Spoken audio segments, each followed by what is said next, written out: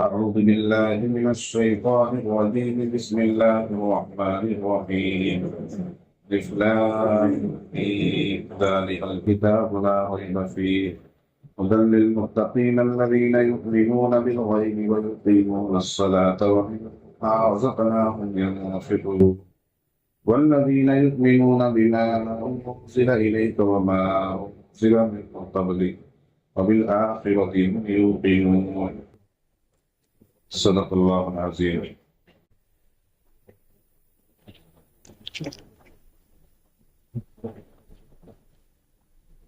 رات تراویح میں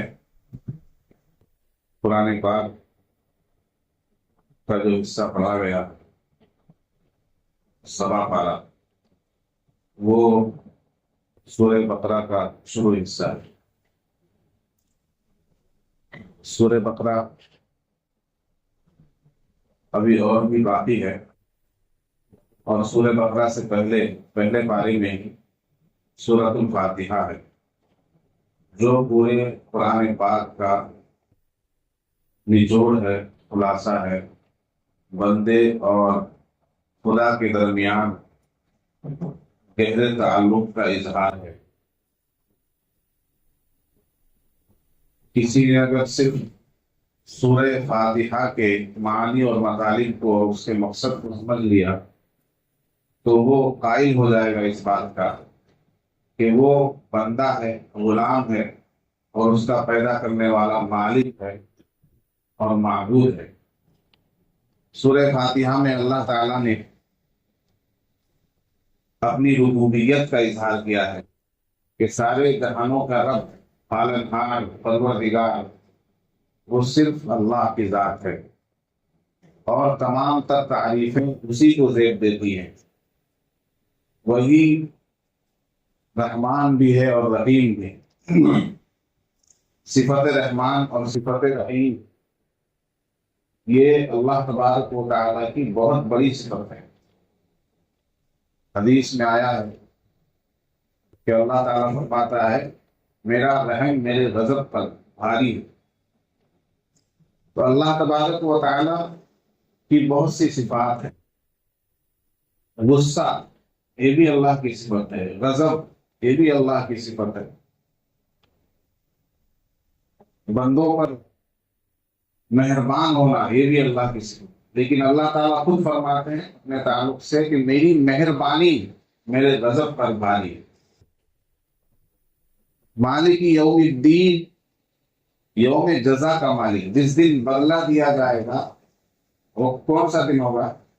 قیامت کا دن، جب حشر برپا ہوگا، میدان حشر میں سب لوگ جمع ہوں گے، تو اس دن اللہ تبارک و تعالیٰ کے علاوہ کوئی مالک، کوئی بادشاہ نہیں ہوگا، تو تمام تر فیصلے اللہ کے ہوں گے۔ معلوم یہ ہوا کہ جب یوم جزا، بدلے کے دن کا مالک اللہ ہے، تو ہمیں اس دن کی تیاری کرنی چاہیے کہ اس دن ہر آدمی کو بدلہ دیا جائے گا، تاکہ حدیث میں آیا جانوروں تک میں انصاف کیا جائے گا۔ حالانکہ جانوروں کے لیے جہنم یا جنت نہیں ہے، لیکن حدیث میں آیا ہے کہ جس سینگ والی بکری نے کسی بغیر سینگ والی بکری کو مارا ہوگا، تو قیامت کے دن ان دونوں کو زندہ کر کے بدلہ دلوا کر بغیر سینگ والی بکری سے کہا جائے گا کہ تم اپنا بدلہ لے لو، اس کے بعد تم کو ان جانوروں کو مٹی کر دیا جائے گا۔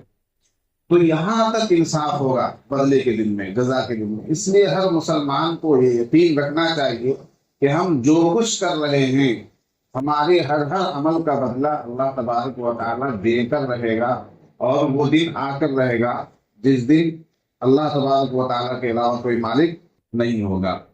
اسی صورت میں بندہ اپنی عبدیت کا اور اللہ کی معبودیت کا اقرار کرتا ہے، اپنی غلامی کا اقرار کرتا ہے، اور صرف اقرار ہی نہیں کرتا بلکہ اللہ تبارک و تعالیٰ کی غلامی میں اپنے آپ کو اس طرح سپرد کر دیتا ہے کہ وہ اللہ کے علاوہ کسی کو معبود سمجھتا ہی نہیں، اللہ کے علاوہ کسی کو مالک و مختار سمجھتا ہی نہیں۔ ایاک نعبد کا مطلب یہ ہے کہ ہم صرف اور صرف تیری عبادت کرتے ہیں، صرف اور صرف تیری پرستش کرتے ہیں، صرف اور صرف تجھے ہی معبود مانتے ہیں۔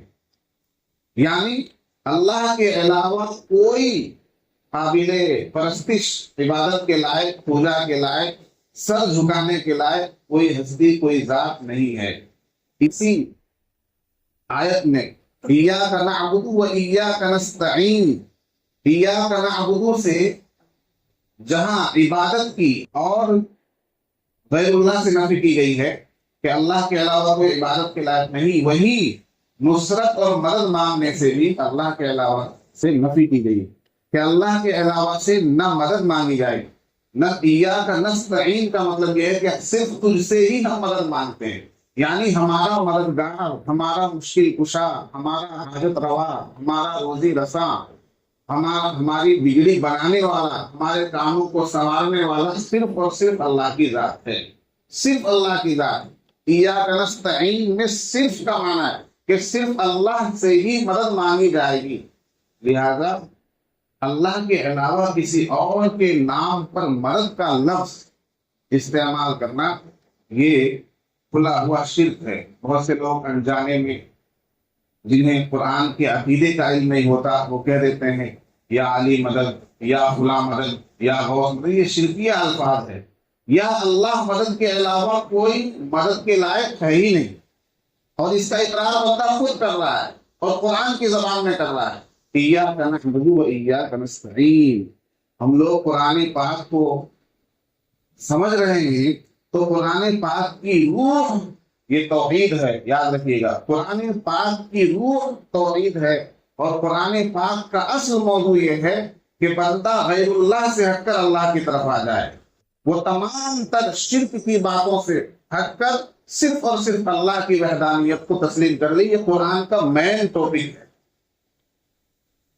قرآن کی روح سے ہی ہم واقف نہیں ہوں گے تو قرآن میں بہت سے مضامین ہیں، واقعات ہیں، مسائل ہیں، ان کو اگر ہم سمجھ بھی لیں اور قرآن کی جو اصل ہے، جو بنیاد ہے، جو اساس ہے، جو جنت میں جانے کی کنجی ہے، اسی سے ہم ناواقف رہیں تو پھر بیکار ہے ساری چیزیں۔ تو سب سے پہلے ہمیں یہ جان لینا چاہیے کہ قرآن پاک اللہ تبارک و تعالی اور بندے کے درمیان اس رشتے کو بتانے کے لیے نازل ہوا ہے جو رشتہ بندہ بھول چکا تھا۔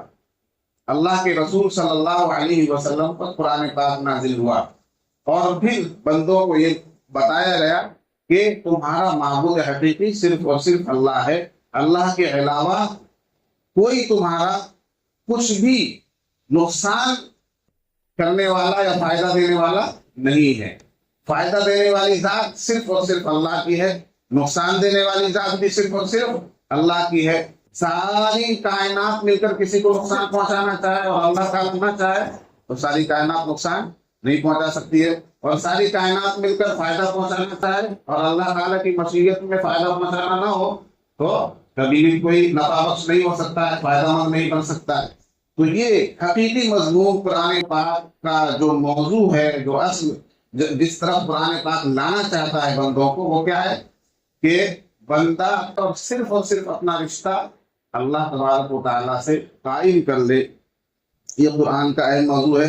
آگے چل کر سورہ بقرہ میں بھی اللہ تبارک و تعالیٰ نے 3 طبقوں کا ذکر فرمانے کے بعد اپنی عبادت کی طرف لوگوں کو بلایا ہے، اور صرف مسلمانوں کے نہیں بلکہ ساری انسانیت کو قرآن میں مخاطب کیا گیا۔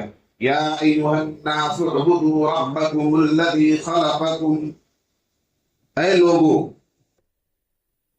اپنے اس رب کی عبادت کرو جس نے تمہیں پیدا کیا۔ اے لوگوں کا، انہیں کا اے مسلمانوں، اے مومنوں، اے قرآن پر ایمان رکھنے والوں۔ یا ایھا الناس، یا ایھا الناس کا مطلب ہوتا ہے ساری انسانیت، وہ یہودی ہو، عیسائی ہو، مشرک ہو، کافر ہو، کسی بھی مذہب کا ماننے والا ہو، سب کو اللہ تبارک و تعالیٰ نے قرآن کے ذریعے وحدانیت کی توحید کی دعوت دی ہے، اور یہ مسلمانوں پر ذمہ داری بنتی ہے کہ وہ صرف قرآن کو اپنے تک محدود نہ رکھیں اور یہ دعویٰ نہ کریں کہ یہ قرآن صرف ہماری کتاب ہے، بلکہ پوری دنیا کے لوگوں تک، ہر انسان تک قرآن پاک کے پیغام کو پہنچانے کی کوشش کریں۔ لیکن افسوس کی بات کیا ہے کہ مسلمان خود اپنے گھر تک قرآن نہیں پہنچا سکا، خود اپنے دل تک قرآن نہیں اتار سکا، خود قرآن پاک کی سمجھ سے ناواقف ہے۔ آج مسلمان ہر کچھ سمجھ رہا ہے، دنیا کی نئی چیزیں سمجھ رہا ہے، نئی زبانیں سمجھ رہا ہے، نئی نئی ٹیکنالوجی سمجھ رہا ہے، آرٹیفیشل انٹیلیجنس کو سمجھ رہا ہے، تمام تر ایجادات کو مسلمان سمجھ رہا ہے، اگر نہیں سمجھ رہا ہے تو اپنے رب کا قرآن نہیں سمجھ رہا ہے۔ یہ بہت بڑے افسوس کی بات ہے۔ اس لیے مسلمانوں کو قرآن پاک کی تلاوت کے ساتھ ساتھ اس کی تفسیر پر، اس کی تفسیر پر اور اس کو سمجھنے پر بھی دھیان دینا چاہیے، توجہ دینی چاہیے۔ جو لوگ پڑھے لکھے ہیں انہیں چاہیے کہ قرآن پاک کے ترجمے کا مطالعہ کریں، قرآن پاک کی تفسیر کا مطالعہ کریں۔ جو اپنے علماء کرام ہیں جنہوں نے قرآن پاک کی تفسیر اردو میں لکھی ہے وہ اردو میں پڑھیں، اور جو لوگ پڑھے ہوئے نہیں ہیں تو قرآن پاک کی تفسیر آڈیو کی شکل میں سننے کے لیے بھی بہت سے ہیں، یا علماء کرام کے دروس میں بیٹھیں۔ میں تو یہ کہتا ہوں کہ ہر جامع مسجد میں قرآن پاک کے درس کا حلقہ لگنا چاہیے، اور کم از کم ہفتے میں ایک مرتبہ قرآن پاک کی تفسیر ہونی چاہیے، جس میں یہ بتایا جائے کہ رب کا قرآن رب کے بندوں سے کیا کہہ رہا ہے۔ سمجھ میں آئی بات؟ یہ دو تین باتیں جو سورہ بقرہ کے شروع میں اللہ تبارک و تعالیٰ نے فرمائی ہیں وہ بتا کر گفتگو ختم کرتا ہوں۔ سب سے پہلی بات جو سورہ بقرہ میں کہی گئی وہ قرآن پاک کی حقانیت کو واضح کیا گیا ہے۔ ذالک الکتاب لا ریب فیہ، یہ ایسی کتاب ہے جس میں کوئی شک اور شبہ کی گنجائش نہیں ہے۔ دنیا کے اندر بے شمار کتابیں ہیں اور لوگ ان کتابوں کے ذریعے اپنی زندگی کی گاڑی کو پٹری پر لے کر آتے ہیں۔ بہت سی کتابیں ایسی ہوتی ہیں جنہیں پڑھنے کے بعد آدمی کی لائف سٹائل چینج ہو جاتی ہے، آدمی کا ذہن بدل جاتا ہے، اس کی زندگی کا رخ صحیح پٹری پر آ جاتا ہے۔ بہت سی کتابیں انسانوں کو بزنس مین بنا دیتی ہے، بہت سی کتابیں انسانوں کو بڑا تاجر بنا دیتی ہیں، بہت سی کتابیں انسانوں کو درست راستے پر لے کر آ جاتی ہیں، اخلاقیات کی کتاب ہے۔ تو ہر کتاب میں کچھ نہ کچھ اشکال پایا جائے گا۔ بڑی سے بڑی کتاب دنیا کے اندر آپ اٹھا لیجئے، اس کتاب کے اصولوں پر، اس کتاب کے ضابطے پر، اس کتاب کے قانون پر کسی نہ کسی اس سے بڑے جاننے والے کی طرف سے اشکال پایا جائے گا۔ یہ بات ایسے نہیں، ایسی ہونی چاہیے تھی۔ اور پھر یہ تمام تو وہ کتابیں ہیں جو لوگوں کے ذریعے لکھی گئی ہیں۔ آپ یقین جانیے اللہ تبارک و تعالیٰ نے دنیا کے اندر قرآن پاک ہی صرف نازل نہیں فرمائی، بلکہ قرآن پاک سے پہلے تقریباً 250 صحیفے، 250 الگ الگ کتابیں، جن میں چھوٹی کتابیں اور بڑی کتابیں نازل فرمائی ہیں اللہ تبارک و تعالیٰ نے مختلف انبیاء کرام علیہ السلام پر، جن میں 4 بڑے نبیوں اور رسولوں پر 4 بڑی کتابیں نازل کی گئی۔ تورات، انجیل، زبور۔ تورات حضرت موسیٰ علیہ السلام پر، زبور حضرت داؤد علیہ السلام پر، انجیل حضرت عیسیٰ علیہ السلام پر۔ یہ 3 بڑی کتابیں ہیں قرآن مجید کے علاوہ، اور قرآن مجید آخری نبی حضرت محمد صلی اللہ علیہ وسلم پر۔ تو صرف یہ 4 کتابیں نہیں اللہ تعالیٰ نے نازل فرمائی، بلکہ ان کے علاوہ بھی بہت سی کتابیں دوسرے رسولوں اور نبیوں کو اللہ تبارک و تعالیٰ نے دی ان کے وقت میں۔ لیکن ان اور بقیہ کتابوں اور صحیفوں کا تو پتہ نہیں چلا۔ یہ 4 کتابیں جو ہے زبور، انجیل، تورات، قرآن کے علاوہ جو 3 کتابیں ہیں، یہ کسی نہ کسی شکل میں دنیا کے اندر موجود ہیں، اور ان میں جو سب سے زیادہ چلن عام ہے قرآن کے بعد وہ انجیل کا ہے، جس کو بائبل کہتے ہیں۔ لیکن آپ تعجب کریں گے کہ آسمانی کتاب ہونے کے باوجود، اللہ کی طرف سے نازل کردہ کتاب ہونے کے باوجود، دنیا میں کوئی بھی کتاب اپنی اصل شکل میں موجود نہیں ہے۔ نہ توریت اپنی اصل شکل میں ہے، نہ زبور اپنی اصل شکل میں ہے، اور انجیل کے تو یوں کہا جاتا ہے کہ 150 سے زائد نسخے ہیں، یعنی 150 الگ الگ، ایک کتاب میں کچھ اور بات لکھی ہوئی ہے، دوسری کتاب میں کچھ اور بات لکھی ہوئی ہے، اس طرح کے مختلف مضامین بدل جاتے ہیں، الفاظ بدل جاتے ہیں۔ تو یہ انجیل کا حال کر دیا۔ یہ کس نے کیا؟ اس کے متبعین نے، ماننے والوں نے۔ جس امت پر اللہ تعالیٰ نے وہ کتاب نازل کی تھی، خود اس امت نے اپنی کتابوں کا یہ حال کر دیا۔ اچھا، اللہ تعالیٰ نے ذمہ داری بھی نہیں لی تھی ان کتابوں کی کہ ہم اس کتاب کی حفاظت کریں گے، لیکن جب قرآن نازل ہوا تو اللہ تعالیٰ نے تو قرآن پاک رہتی دنیا تک کے لیے نازل کیا تھا۔ اب اگر قرآن کے ساتھ بھی وہی حشر ہو جاتا تو یہ دین بھی باقی نہیں رہتا، یہ شریعت بھی باقی نہیں رہتی۔ چونکہ اس شریعت کو قیامت تک رہنا ہے، اللہ تبارک و تعالیٰ نے اس آخری کتاب کی حفاظت کی ذمہ داری خود لے لی، اور فرمایا انا نحن نزلنا الذکر وانا لہ لحافظون، ہم ہی نے قرآن پاک کو نازل کیا اور ہم ہی اس کی حفاظت کرنے والے ہیں۔ تو قرآن پاک کی حفاظت کا ذمہ خود اللہ تعالیٰ نے لے لیا۔ اس سے ہمیں یہ سمجھ میں آیا کہ قیامت آ جائے گی، دنیا میں بے شمار تبدیلیاں آ جائیں گی۔ آپ دیکھیے کتنی تیزی کے ساتھ دنیا بدل رہی ہے، ٹیکنالوجی کتنی تیزی کے ساتھ بڑھ رہی ہے، ترقیاتی منصوبے کتنی تیزی کے ساتھ ہمارے سامنے آ رہے ہیں۔ ہاں، دنیا کس طرح سے بدلتی ہوئی نظر آ رہی ہے، لیکن آپ اپنے ایمان پر فخر کیجئے، قرآن کی صداقت اور حقانیت پر فخر کیجئے کہ بے شمار تبدیلیوں کے باوجود، جبکہ یہ تبدیلی کا زمانہ ہے، ان بے شمار تبدیلیوں کے باوجود قرآن میں ایک نقطے کی، ایک حرف کی تبدیلی نہیں ہوئی اور نہ ہو سکتی ہے۔ قیامت تک قرآن پاک کا ایک ایک لفظ، ایک ایک حرف، ایک ایک نقطہ اسی طرح رہے گا جس طرح اللہ تبارک و تعالیٰ نے اپنے آخری نبی حضرت محمد صلی اللہ علیہ وسلم کے قلب اطہر پر نازل کیا تھا۔ یہی ایک بات کافی ہے مسلمانوں کے لیے کہ ان کا مذہب، ان کا اسلام سچا مذہب ہے۔ یہی ایک بات کافی ہے کہ ان کے پاس جو کتاب ہے وہ بالکل سچی کتاب ہے اور آخر تک اس میں کوئی تبدیلی نہیں ہو سکتی۔ یہ قرآن کا معجزہ ہے، معجزہ۔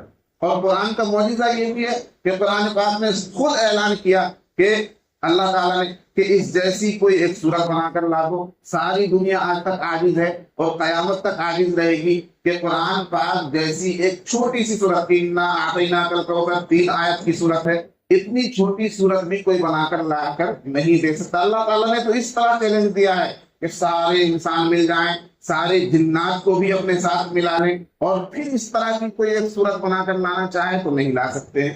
یہ بھی قرآن کی حقانیت کے لیے، قرآن کی سچی کتاب ہونے کے لیے اور اسلام کے سچے مذہب ہونے کے لیے یہ بات بھی کافی ہے۔ اس لیے مسلمانوں کو اپنے ایمان پر مطمئن رہنا چاہیے کہ اللہ تعالیٰ نے ہمیں ہی سچا دین دے کر بھیجا ہے۔ ان الدین عند اللہ الاسلام، اللہ کے نزدیک دین صرف اسلام، صرف اسلام ہے۔ اسلام کے علاوہ کوئی دین اللہ کے نزدیک قابل قبول نہیں ہے۔ اس پر ہم اللہ کا جتنا شکریہ ادا کریں کم ہے کہ اللہ تعالیٰ نے ہمیں سچا دین دیا ہے، بغیر مانگے دیا ہے، مسلمانوں کے گھر میں ہمیں پیدا کر دیا ہے۔ یہ اللہ کا کتنا بڑا احسان ہے۔ نہ جانے ہم کہاں ہوتے، کسی اور مذہب میں پیدا ہو چکے ہوتے تو ہمارا کیا حال ہوتا، کیا حشر ہوتا۔ تو یہ اللہ کا کتنا بڑا احسان ہے ہم پر۔ تو سب سے پہلا دعویٰ، چونکہ ہم قرآن پاک پڑھیں گے تو ہمارے ذہن میں یہ بات رہنی چاہیے، ذالک الکتاب لا ریب فیہ، اس کتاب کے اندر شک و شبہ کی کوئی گنجائش نہیں ہے۔ اگر کوئی یہ کہے کہ میں قرآن پاک کی 99 باتوں پر یقین رکھتا ہوں لیکن ایک بات پر یقین نہیں رکھتا، وہ مسلمان نہیں رہے گا، ایمان کے دائرے سے اسی وقت نکل جائے گا۔ یقین مسلمان ہونے کا مطلب یہ ہے کہ مسلمان کے تمام عقائد پر 100% یقین ہونا چاہیے، 100% یقین ہونا چاہیے، 99.9 بھی نہیں بلکہ 100% یقین ہونا چاہیے۔ قرآن سچی کتاب ہے، 100% یقین ہونا چاہیے کہ یہ سچی کتاب ہے۔ آخری رسول صلی اللہ علیہ وسلم سچے رسول ہیں، 100% یقین ہونا چاہیے۔ قیامت کا 100% یقین ہونا چاہیے، حشر کا 100% یقین ہونا چاہیے، مرنے کے بعد دوبارہ زندہ کیے جانے کا 100% یقین ہونا چاہیے، تب جا کر آدمی مسلمان ہوگا۔ 3 طبقوں کا اللہ تعالیٰ نے ذکر کیا۔ پہلا طبقہ ہے مومنین کا۔ پہلا طبقہ کون سا ہے؟ مومن۔ مومنین کے بارے میں اللہ تبارک و تعالیٰ نے فرمایا کہ صحیح مومن وہ ہے جو واقعی مومن کہلانے کے لائق ہے، وہ متقیوں کی جماعت ہے۔ متقی کس کو کہتے ہیں؟ گناہوں سے بچ کر نیکی کی راہ پر چلنے والے لوگ ہی متقی ہیں۔ متقی ہونے کے لیے، پرہیزگار ہونے کے لیے بہت زیادہ الگ سے محنت کرنے کی، کسی سے بیعت کرنے کی، کسی سے جو ہے کسی کے ہاتھ پر ہاتھ دے کر باضابطہ مسجد کا کونا پکڑنے کی ضرورت نہیں ہے، بلکہ مسلمان کی زندگی نیک راہ پر چلے، حلال کو اختیار کرے، حرام سے بچے، نمازوں کی پابندی کرے، گناہوں سے دور رہے، کسی کو تکلیف نہ دے، معاملات صاف ستھرا رکھے، جس کا لے اس کو دے دے۔ اگر اس طرح سے وہ زندگی گزار رہا ہے تو یہ سمجھا جائے گا کہ یہ متقی ہے، یہ پرہیزگار ہے۔ اس کے لیے صرف ہاتھ میں تسبیح لے کر اللہ اللہ کا کہنا ضروری نہیں ہے۔ متقی بن کر زندگی گزارنا بہت آسان ہے۔ اور متقی کی صفات اس میں کیا بتائی؟ الذین یؤمنون بالغیب، کہ وہ غیب پر ایمان رکھتے ہوں۔ سارے مسلمان غیب پر ایمان رکھتے ہیں۔ غیب کیا ہے؟ قیامت ہمارے لیے غیب ہے، حشر کا میدان ہمارے لیے غیب ہے، قبر میں جو معاملات ہوں گے وہ ہمارے لیے غیب ہے، جنت ہمارے لیے غیب ہے، جہنم ہمارے لیے غیب ہے، فرشتے ہمارے لیے غیب ہے۔ تو غیب پر ایمان رکھنے والے لوگ کیا ہیں؟ متقی ہیں الذین یؤمنون بالغیب ویقیمون الصلاۃ، نماز قائم کرنے والے لوگ متقی ہیں۔ ایک تو ہوتا ہے نماز پڑھنا، نماز پڑھنی تو اس کو کیا ہے کہ فجر کے وقت اگر ٹائم ملا، آنکھ کھل گئی تو پڑھ لی، ظہر کے وقت مسجد کے پاس سے گزر رہے تھے تو نماز پڑھ لی، بازار میں ہے، اپنی تجارت میں ہے، بزنس میں ہے، دکان میں ہے، اذان ہو رہی ہے تو اب ہمیں زیادہ دکان کی فکر ہے، اب نماز کی فکر نہیں ہے، تو موقع ملا پڑھ لی اور موقع نہیں ملا، فرصت نہیں ہے، کام میں بزی ہے تو نماز چھوڑ دی۔ اس کو نماز پڑھنا کہتے ہیں، نماز قائم کرنا نہیں کہتے۔ اور متقی کی علامت یہ ہے کہ وہ نماز قائم کرتا ہے، یعنی نماز کی حفاظت کرتا ہے، نماز سے زیادہ کسی اور چیز کو ترجیح نہیں دیتا، تمام چیزوں پر، اپنے کام پر، اپنی دکان پر، اپنی تجارت پر کس کو ترجیح دیتا ہے؟ نماز کو، یعنی نماز کو اول نمبر پر رکھتا ہے۔ وَمِمَّا رَزَقْنَاهُمْ يُنْفِقُونَ، اور متقی کی ایک علامت یہ بتائی کہ ہم نے جو کچھ مال اس کو دیا ہے اس میں سے وہ خرچ کرتے ہیں۔ اللہ کی راہ میں خرچ کرنا بھی یہ تقویٰ اور پرہیزگاری کی علامت ہے، متقی کی علامت ہے، اس لیے کہ جو کچھ ہمارے پاس ہے، جو ہم پہن رہے ہیں، جو ہم کھا رہے ہیں، جو ہم برت رہے ہیں، جو ہمارا بینک بیلنس ہے، جو ہماری پراپرٹی ہے، جو ہماری زمین ہے، جو ہماری جائیداد ہے، یہ سب کس کا دیا ہوا ہے؟ اللہ کا دیا ہوا ہے۔ ننگے بدن آئے تھے دنیا کے اندر اور پھر دنیا سے کفن کے 2 کپڑے لے کر چلے جائیں گے، تو ہمارا کیا ہے؟ کچھ بھی نہیں، جو کچھ ہمارے پاس ہے وہ اللہ کا دیا ہوا ہے، تو اللہ کے دیے ہوئے مال سے اللہ کی راہ میں خرچ کرنا یہ بھی متقی ہونے کی علامت ہے۔ والذین یؤمنون بما انزل الیک، اور جو کچھ آپ سے پہلے رسول پاک صلی اللہ علیہ وسلم سے پہلے جو کچھ نازل ہوا اور جو کچھ اللہ کے رسول صلی اللہ علیہ وسلم پر نازل ہوا سب پر ایمان رکھنا۔ دیکھو میں نے ایک بات بتائی کہ انجیل بدل دی گئی، تو اس وقت جو انجیل ہے اس پر ایمان رکھنا ضروری نہیں ہے، لیکن جس حالت میں انجیل نازل ہوئی تھی اس پر ایمان رکھنا ضروری ہے کہ اللہ تعالیٰ نے ایک سچی کتاب حضرت عیسیٰ علیہ السلام پر نازل کی تھی انجیل کے نام سے، ہم اس پر ایمان رکھتے ہیں، یہ ہر مسلمان کے لیے ضروری ہے۔ سمجھ میں آئی بات؟ حضرت عیسیٰ علیہ السلام پر ایمان رکھ، مسلمان کی خاصیت یہ ہے کہ وہ تمام نبیوں کو مانتا ہے، تمام نبیوں کو، اللہ کا کوئی ایک ایسا نبی نہیں ہے جس کے بارے میں مسلمان یہ کہہ دے کہ ہم اس نبی کو نہیں مانتے، وہ مسلمان ہی نہیں رہے گا۔ مسلمان ہونے کے لیے ضروری ہے تمام نبیوں پر ایمان لانا، تمام رسولوں پر ایمان لانا، اللہ کی نازل کی بھی تمام کتابوں پر ایمان لانا، اللہ کے تمام فرشتوں پر ایمان لانا، تو یہ متقی ہونے کی علامت ہے۔ اور متقی کے لیے اللہ تعالیٰ نے کیا فرمایا؟ اولئک علی ھدی من ربہم، یہ اپنے رب کی ہدایت پر ہیں، اولئک ھم المفلحون، اور یہ لوگ کامیاب لوگ ہیں۔ مومن جو متقی ہو وہ کون ہے؟ کامیاب ہے۔ اس کے بعد اللہ تعالیٰ نے منافقین کا ذکر کیا، آپ سبھی جانتے ہیں، جو اندر سے مسلمان نہ ہو، دل سے مسلمان نہ ہو، بظاہر وہ مسلمان ہونے کی ایکٹنگ کرتا ہو۔ نبی پاک صلی اللہ علیہ وسلم کے دور میں منافقین ہوا کرتے تھے، اس دور میں بھی ہوتے ہوں گے، لیکن مسلمانوں کی جماعت میں کسی آدمی کو دیکھ کر آپ یہ فتویٰ نہیں لگا سکتے، اطلاق نہیں کر سکتے کہ یہ آدمی منافق ہے، اس لیے کہ دل کا حال صرف اللہ جانتا ہے۔ تو ایک طبقہ منافقین کا ہے، اور تیسرا طبقہ کیا ہے؟ کون سا ہے؟ وہ کھلے ہوئے کافروں کا طبقہ ہے۔ کافر جو کہتے ہیں کہ ہم اللہ کو نہیں مانتے، رسول کو نہیں مانتے، اسلام کو نہیں مانتے، قرآن کو نہیں مانتے، تو وہ کافر ہیں۔ تو 3 طبقوں کا اللہ تبارک و تعالیٰ نے سورہ بقرہ کے شروع میں ذکر فرمانے کے بعد فرمایا، یا ایھا الناس اعبدوا ربکم الذی خلقکم، اے لوگو عبادت کرو صرف اپنے اس رب کی جس نے تمہیں پیدا کیا۔ ساری انسانیت کو، ساری کائنات کو کس نے پیدا کیا؟ اللہ تعالیٰ نے پیدا کیا۔ تو اللہ ہی اس بات کا مستحق ہے کہ اس کی عبادت کی جائے، اس کو رب تسلیم کیا جائے، اس کو معبود حقیقی مان کر اس کی ہر بات کی اتباع کی جائے۔ اللہ تعالیٰ ہمیں کہنے سننے سے زیادہ عمل کی توفیق مرحمت فرمائے، آمین۔ سبحان اللہ وبحمدہ، سبحان اللہ وبحمدہ، اشہد ان لا الہ الا انت، نستغفرک ونتوب الیک۔ سبحان ربک رب العزة عما یصفون، وسلام